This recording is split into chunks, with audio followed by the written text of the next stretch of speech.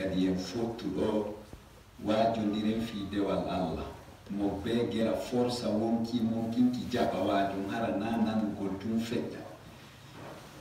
Bismillahi allazi ja'ala taqwahu miftaha jannatihi nde fuɗɗorde wajodirgol ngol o boosijo waɗuɗo hulugol ngol saabi aljanna makko ko be hulen Allah si heɓen saabi aljanna makko. Allah daali fattaquni ya ulil albab, ono yo marɓe hakkil hulelan gere waten haɓuɓay moƴƴanama, onon marɓe hakkilɓe kala mo hulata Allah ko feetuɗo. Au nom d'Allah qui fait de sa crainte la clé de son paradis. Allah dit, vous les gens réfléchis, craignez-moi. وهو مؤشر عداد سرعة للإنس في السريان نحو الله والاجتماع. Kokulon Allah ngolwoni compteur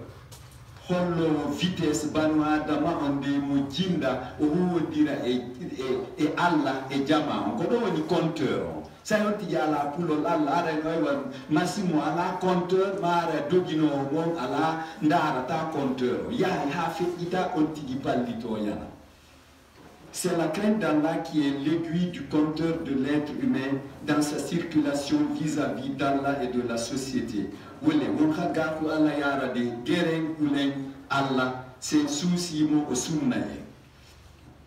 Samarak ragal yalla de geru hula Allah ko ayo musiba hulu Allah anda himo sutima kala ko wonda gerbe ko mo sutima wa huwa shahidun ala kulli shay ko woni wo ko woni himo tawado wa huwa basiru bi kulli shay ko woni wo ko woni himo yide e qadirun ala kulli shay ko woni wo himo wa il est omnipotent omniprésent et omniscient ko woni wo himo andi hina monte o mari marko hore e teppe aro wo daro hina dum ko bi ilmihi shahida ala kulli shay ko gandal makko ngal waɗata tawa kala ko waɗata ko himo tawa andu Allah do himo suttima.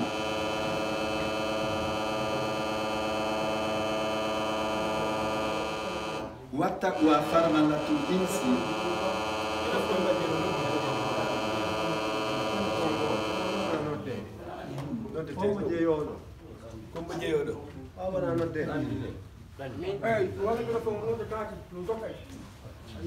wattaqwa farmalatul insi ko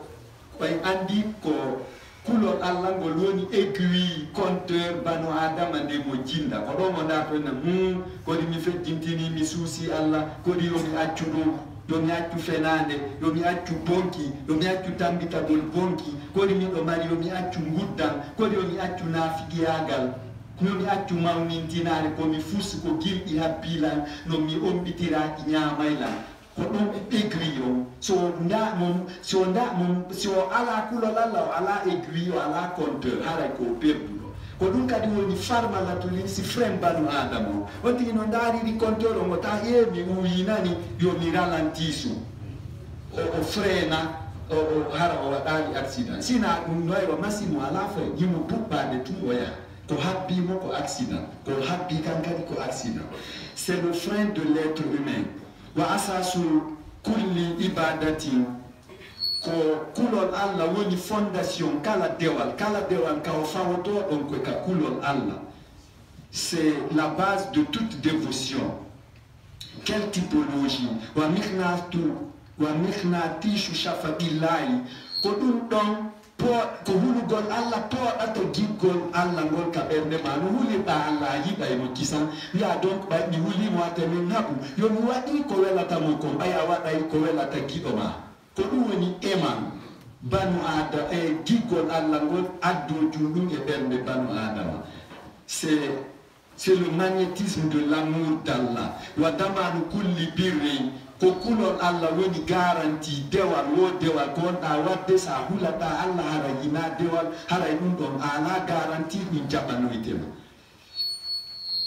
C'est la garantie de tout bienfait. Qala Allahu wal aqibatu lil muttaqin. Allah daali de wo ko marani aljanna on ko huloɓe mo ɓe huloɓe haɓitugol e makko ɓe. Allah dit que le paradis est réservé à ceux qui le craignent. Wa kama anna biduni taqwa la islama wala imana sa ala tun kulol Allah andu anatal taw ka parti Allah islam jeppilor gol kulturi Allah ala kadi iman a hola ki darngal daroyto sa hulata Allah tun hara anatal ka parti Allah militant de Allah be ko hulo be mo be acca ko habi ko be wada ko yamiri ko hara kadi ala iman hola gol dangangal daroto nyaawe da nade da yite siko dum gol landa ma nade da aljanna hara dum do fula la ko ngoppo yitu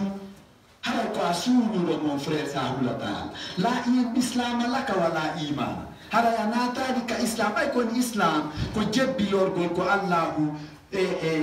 yamirma ya wan ko daginamma ko yondinora dum ko don ya islam islam le gada yondinora ko duri Allah dal wata nyaamu ko harmi yo mi yondinor deywa yo mi yondinor modia wanta mi felu wanta mi anyam wanta mi kansu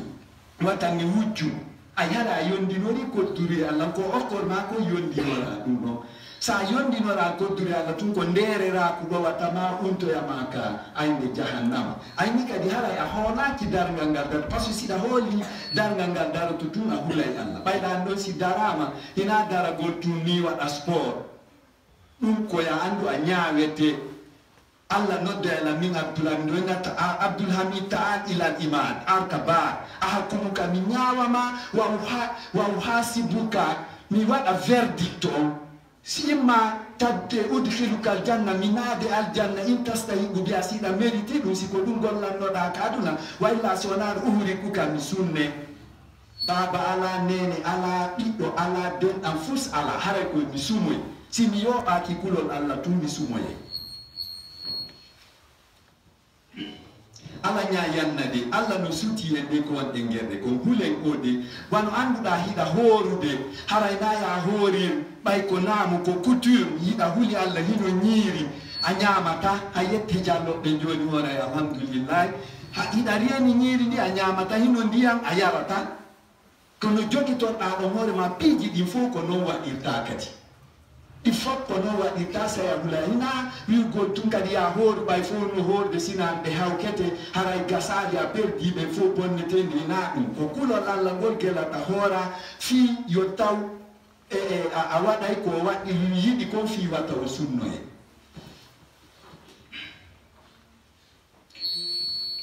sans crainte d'Allah il n'y a ni islam ni foi fa huwa al mabda'u wal muntaha fi ta'abbud e nder dewal mangal ko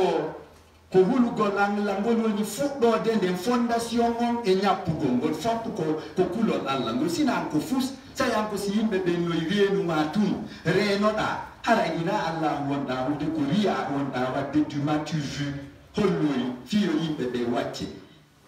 goɗɗo o sifani kelan wo debbo arimo wi yo accuɓe bonida kanka fondo no ka bandiyagal o jokkuno ha o ronkimo henda ɗon mi joni vraiment mi hersima jokkila nga yiɗila nga waɗani lampiji fuy mi salaninoma accu boni de woni mi susata woni hombo woni a susta modi a maayi goto sutake woni boson ko hommi wulata vous voyez goɗɗo kadi ari ron tawi koto makko mayno acci jawle ko cofoy koto makko acci 10 ans 11 ans ɓen anda hay fus nene maɓɓe ma kanko tumɓe suti jawle koto makko ɗen fop ɓeygu makko wi ɗon andi joni on ko waɗete e wuuri e nder miskina ko a fewno ɗo ballal Allah ngal ari acce ŋappiten ɗum on jaɓata no onon kadi mi anda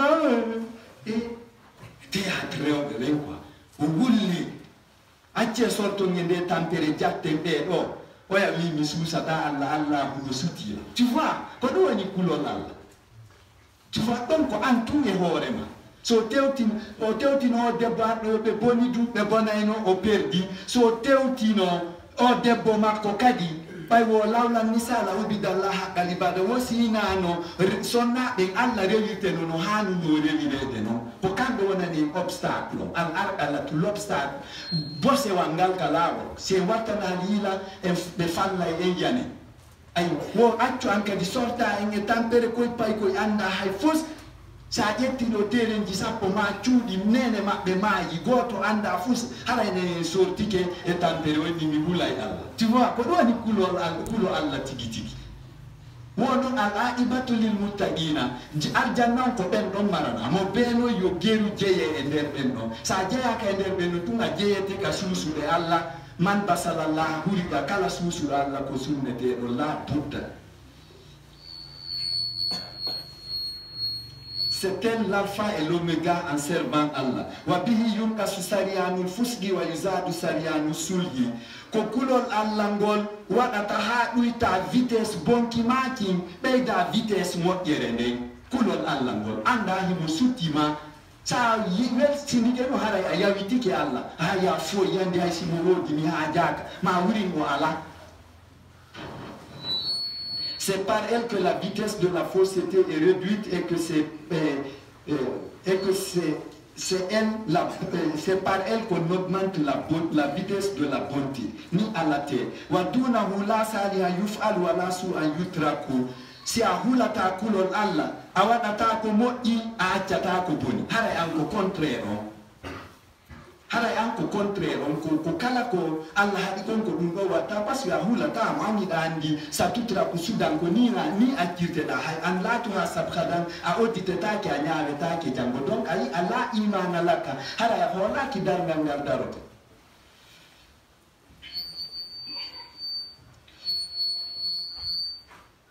Sans elle, aucun bien n'est fait et aucun mal n'est laissé. Wa bil fawdati wal bakhli yuf'alul kullu haraysa ala kulul Allah ko pagay tu waɗirta ko woni o ko faale ma on jokkata hawa nafsi beleɗe wonki maki mo jokki non beleɗe tu mani taba hawa wa ma hawa kala jokkuɗo beleɗe o halkoto hara o heɓalile ko ɗaɓɓayno ka aduna makko ko.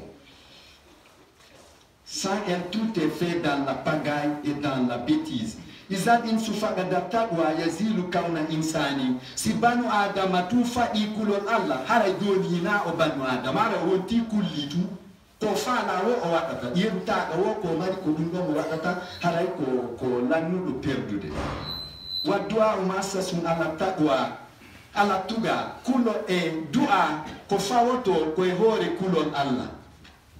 Nini ma aye ndiyam arali ɗo wona ha men fe men mois de mai ndiyam arali waɗen juulirɗe de fof du'a alqur'ana janggama temen Allah waɗa ɗon.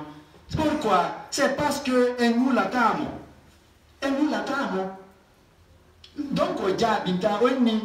isa si tawi ibadi maccuɓe am ɓen sala kalandike ma anni fi an fabullam yetoɓe anni min qaribu kulli shakhsi miɗo ɓaddi wonɗo ujibu dawata da isa da'ani kala toriɗolam mi jabotomo so tori kelam kono noon falyastajibu li alors qu'il me réponde aussi mila waɗani ɓe invite min ni acce nafigiyagal acce fenade yiɗane giɗo mo goɗɗo ko yiɗanɗo hoore mon kon acce guyka acce zinama tambitagol waɗɗo sina se waɗa ɗinnon ɗo sikkude ko honno jaabiniranta en mi seedito fenade mi ñama ko harmi mi fonta juɗɗen mi udditira ko hunduko am min nayo Allah okkora ɗi tati rewata e ko hunduko ɗum jaaba mi seedito fenade mi ñama haram mi tororo ko hunduko Allah o jaabinanmi sai an ko a yawitiɗo hoorema Allah yawitaki kañum hoorema oyni falyastajibu li alors qu'il me répondent aussi wal yuminu bi qu'ils aient ma foi la foi à moi ko ɓe hoolola voilà la'allahum yarshudun woni on pellete ɓe feeway kala haajuji maɓɓe ɗimmi komi hoddiri kon mi réglay. Wa khayru zadil mar'i taqwallahi ko ɓuri moƴƴude noon e ko banu adama yooɓoto fof ko yooɓagol kulol Allah sa fokkitika fokkituɗa wo yooɓo kulol Allah siko poccitew ɗinɗo lannay ma ɗi lammay hara yonani mais si ma ko ero ma dola ɗum ɗo fof lannay mais say a yooɓike kulol Allah wallahi ko an tun haray ɓuri marde jooɓa parce que a reenoto kisan e haɓidugol e Allah andita ko seeɗani wonɗa ko aduna ɗo ko joni min ɓe ɓornatama o robe mariage o daneji ɗi sutoɗa lakara tu montes sur le régulier Lakara Airways le régulier Lakara Airways on no mo tultata hande yi ka barangaru pani alata mon frère ko kuya yibbe aybe an hejjata ka hodo hana be da irela parce que la makana laka huna ton séjour est fini sur terre ko fu jokkete ha yalta to be alta non be to fure yimbe be hejjata ga andita non dum wade gildi din an on do hokkotoro na di bogola di veste hida famintini andita ko gildi habbima parce que ayade e gildi din minni hide wonde e gildi din tanke hide wuri hidi fadda e maya tun di wurita awanninte ka daburi tun di nyamete complètement di nyama di nate e dingadi di fosso fasa no redu ma no gite dem pullito rendu fetta an o wondo townita de mun o wondo nokkade ko gildi habbi e mon frère dum won tu yoni hay si nyaawore ala aw daro yoda no yeso boss do man salu man sa the king's king mangeha mange o nyaawama nyaawore nyeru de nyen paso inni ma khalaqtul jinna wal insa illa liya'budun mi tagirale on sina fi yo rewa sa sura ma dum anike minni ma munkare wanna kirko ben tapatama ayare musse ndi mai de ngino nanguma maja ya man antuma aina ana ko honde ko mi onto mi woni oda wi ana munkar o mose oda wi ana nakir wali barali wallahi golle hewti Allahu akbar ye onna inna aina ana honto mi woni benna wasanta gabraka allazi wusifa laka fa kafiltan a hewti ka der gabru mamo yetete no da fi mu yelsindina pelle dum do wade en fop men dum do wade woni o tigi yoli woni o yanu avion woni o sumu wo o fop turjauna ilaina jami en fop en nattete ka Allah ndo diba mo liddi yakkiba go woni wo ko ni en nattete ka Allah andi tutundo on sai ara de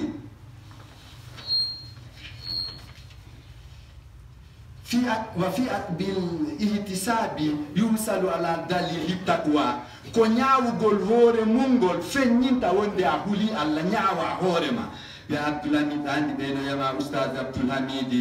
جلال الله جين كومبايا بيأتي خليفة جلون توكيلو أسوسو ويفالا مامانين كافولا speaks English, il parle anglais on auquel il est sortant des universités d'arabe niditola andiko abondo andiko hasanejo ay nyawa horema ko non feninta huli Allah non ko kakudema ka démarche dima ton quotidien ender ko wurata nyande ko andete kisanga huli Allah kono ko tuma nyaami tida ben lan ya hukka jilda ka mislu zufrika ala ko nganya tama ka fedda tama do wa pedali madi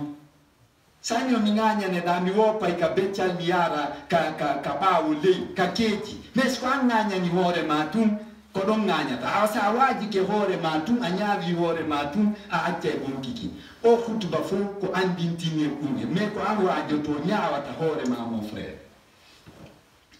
C'est au prorata de l'auto-auditation qu'on obtient l'exponentiel de la crainte du Seigneur. Fahina khashia adam rabbahu talaqa kalimati tawbati. Ko fewndo de adama hunno joma makko ko be haɗi ko woni ɗum ɗo Allah min moƴƴanala conci aɗɗin hay wiiri ɗi wi ɗi ɓorno ɗi surratala mbay komi bandi awa a wi yomi jippo ka leydi kono min ɗum ɗo de moƴƴanala accu yeetoɗala mbay ke komi layfu mi anda hay komi tororama ya accana ay wo fatalaqa adamu fa adamu ko taliba be moni etade fa adamu adama talaqa o tori kalimati tawbati kongudi tubu e min rabbi joma makko fa ataha iya Allah okumo din kongudi tu fataba ila rabbi woni yo Allah pardon mo fataba la yon jabani mo tubu ko dunki monna ko woni do jango be ni bereni goy ko choka charande hida mikito e de tu vois firo fa adamu na fata alaqa adam baba adam longini sayre honde fa adamu adama talaqa o tori min rabbi joma ko kalimati tawbati kongudi tudirdi fa ataha ya Allah okkimodi fataba ila rabbi dum do fo windaki woni Allah wi jabam mo tubu ba fataba la on non jabani mo tubu buye tufa ko tuma hulɗa joma wo siriya yo accane sa hulali mo an toujours a jokki bewre ma neni hida wadde kala ko faalaɗa ko wotuma di ko fewndo ɗon o ɓayo huli Allah o inni yo Allah yafanom nate munara. It's that time, brothers and sisters. لتهاب بما الله يجد تقواه فهو مهيدك إلى الهداية فيها نوم هبو كل اللانغول فيها ويلدو الله هلومون ngol kulol don nabama kapewa haray o weldi kisan haray o weldi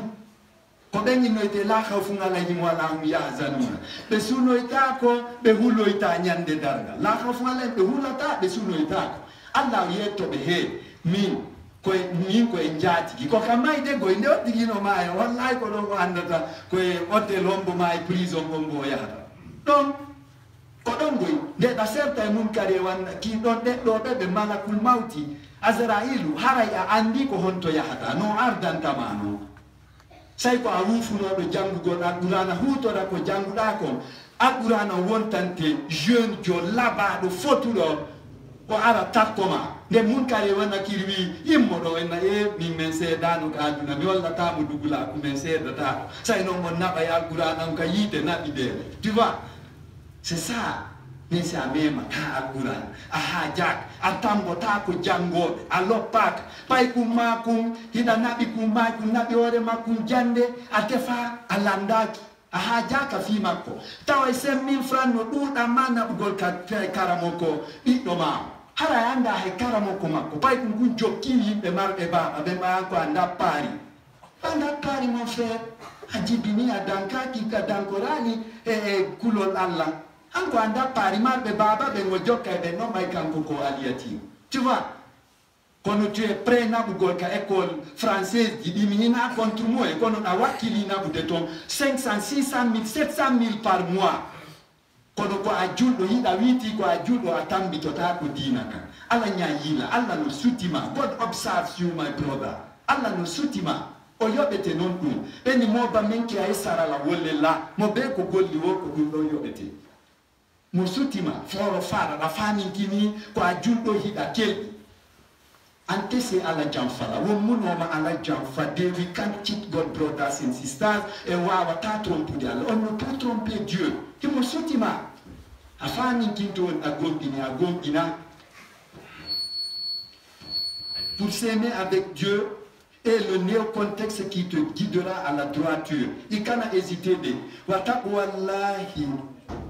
ashartu li qabuli kulli ibadati sahulata Allah do andu kala ko wadda ko moddi gon Allah de jabata nanam kallanke mangi ko woni lando ki kesse jo tidu do mo jamfetake mo trompatake o voyez mansabali. C'est la crainte d'Allah qui est la condition sine qua non de toute dévotion. Wa'adallahu bitaswi bi kulli muslimin taqi. Allah fodiga al-Qur'ana wonde o yobiray aljanna kala huwo ko moƴƴi hara ko hulowo Allah. O ɗum ɗon o fodi o naaday on tigi aljanna kanko le la yuflihu ni ado filtrata fodare ni. Allah la programme titinela mara giri mu kalama. Allah a promis de récompenser tout bienfaiteur, le craignant. Aljina demande o aljanna no welide la kara on de koko aljanna e yite woni to ko fewdo do do wadabbe ten ko woni wo e mum fewdo do si tawi tu a atti ha amayi la wiki min ku gaw yobe hirsane ku ma caaka hunno da ma da ni fida wel nan gol yimbe wado ngom hare zero fida ko jabante ko wadan ko fida hore mum ado mayde minni la dara lil mar'i qabla al maut yasku ba'da al maut yaskunuha illa allati kana qabla al maut baniha. L'homme n'a de demeure après sa mort qu'il habitera, que n'a de demeure après sa mort qu'il habitera que celle qu'il avait bâtie avant sa mort. Adama isuduma ngasi hebo yaka wona to ngeja sina ngasata si fida uyona ino bandi waliabe sai kube fawda bayno tunga uyawas mi do mayde nani on kare wanna kidara wanna lan chaka on kunirse on senda tama mon frère gasata fida unafai juldo ado mayde dum don haray o malama sina dum ko zero ودونه الإيمان كذب وخدر ستكولون الله على كويا تاهيدا هو ليدار نغادار تو كونغو فناندي هارا اجام فوتوني جولبه بي والإنسان هارا كلا كويدا امو اني ريا انكو يغو باسرو كو فونسا هارا كو زيرو اسا هولا تعال هون توما هولا تعال كتوما وندا انتم اندو مودون هارا كو اون ديبو وندي كو دون نون هولا تعال كو دون كولون الله ngol latoto dun non a heɓingol kulol allah ɗum siɗa ñaawde hoorema. Sans elle, la foi est fausse et lâche, et le bienfait est du matu vu, c'est du gaspillage. Wa mafbudu tuga alay salam sawabu indallahi ala kamo ala kulata Allah heɓata njoddi moƴƴiri ka Allah. Le dépourvu de crainte d'Allah n'a aucune récompense chez ce dernier. Anye janto jona jona reno den non moɓo den hittinen kisan ɗo reno den waɗen ko moƴƴi ko watta cheytane ɗo en naɓa en ka yiɓɓe seytane ɓen hani yahude ton. C'est le manque de crainte d'Allah qui guide l'être humain vers l'idolâtrie et le polythéisme et le rend vulnérable devant toute tentation satanique. La yuznibu wala yujrimu insu ma taqwallahi. Sa goɗɗo o watta zunubu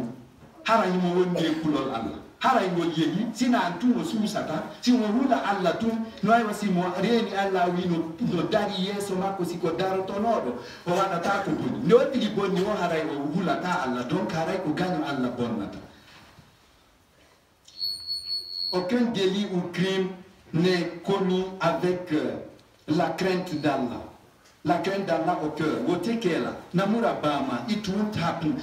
Gasata ka bonna tawahida hula Allah. Bay bonno ko susno Allah. Geru non jeeɗa ka liste huloɓe Allah, Allah maranama aljanna.